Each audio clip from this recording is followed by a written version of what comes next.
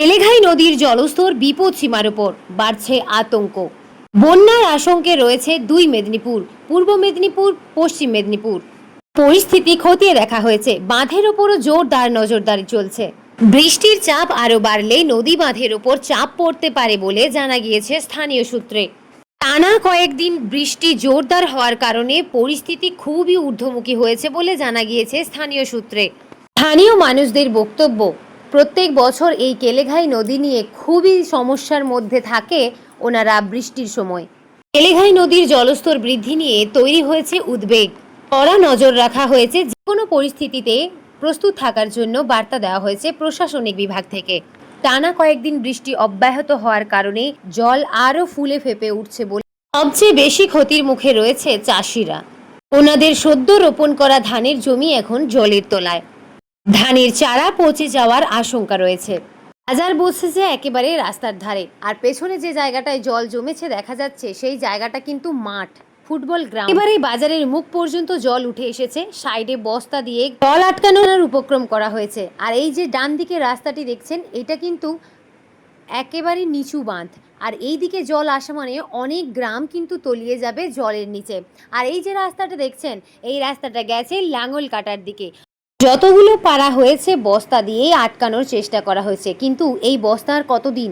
বৃষ্টির জল কিন্তু ফুলে ফেঁপে উঠছে, আর স্থানীয় মানুষদের আশঙ্কা আরও বৃদ্ধি পাচ্ছে। এই দিকটা উঁচু থাকার কারণে বস্তা দেওয়া হয়নি। জল কিন্তু অনেকটাই ভয়াবহমুখী হয়েছে। আর এই যে জায়গাটি আপনারা দেখছেন, এটা কিন্তু লাঙ্গল কাটা। আর এই যে দেখছেন বাঁশের ব্রিজ, যেটা ভেঙে গেছে একেবারে। এটা দিনের বেলা হলে আশা করি আপনারা ভালোভাবেই বুঝতে পারতেন। এটা যেহেতু রাত্রে, তাই স্রোতটা ঠিকভাবে বোঝা যাচ্ছিল না। এই যে দেখতে পাচ্ছেন, এই সমস্ত ঘরবাড়ি কিন্তু এখন জলের তলায় ডুবছে। এটা ছিল প্লেগ্রাউন্ড, আর এই প্লেগ্রাউন্ড পুরো ডুবে গেছে। মানে বুঝতে পারছেন যে জলের গতিবেগ কতটা তীব্র হয়ে গেছে। স্থানীয় মানুষ সত্যি খুবই ভয়ে আশঙ্কায় রয়েছে। সেদিন আমরা গেছিলাম সমস্ত বিষয়টি খতিয়ে দেখার জন্য। এইদিকে মানুষ বাজার করতে আসে নৌকায় চেপে। স্থানীয় মানুষদের সত্যি খুবই সংকট হয়ে গেছে এখন। ওনারা জানাচ্ছেন যে বৃষ্টির চাপ বাড়লে আরও ভয়াবহ দুর্ঘটনা হতে পারে। রবিবার থেকে বৃষ্টির চাপ কিন্তু ভয়াবহ হয়েছে, তাই ওনাদের দুর্ঘটনা হওয়ার আশঙ্কাও কিন্তু আরও বেড়েছে। সমস্ত মানুষ এপার থেকে ওই পারে কিন্তু নৌকাতে এবং ভ্যাসেল করে যাওয়া আসা করে। মানুষের মনে দুশ্চিন্তার বাসা বেঁধেছে যে কি করে কাটবে মানুষের দিন।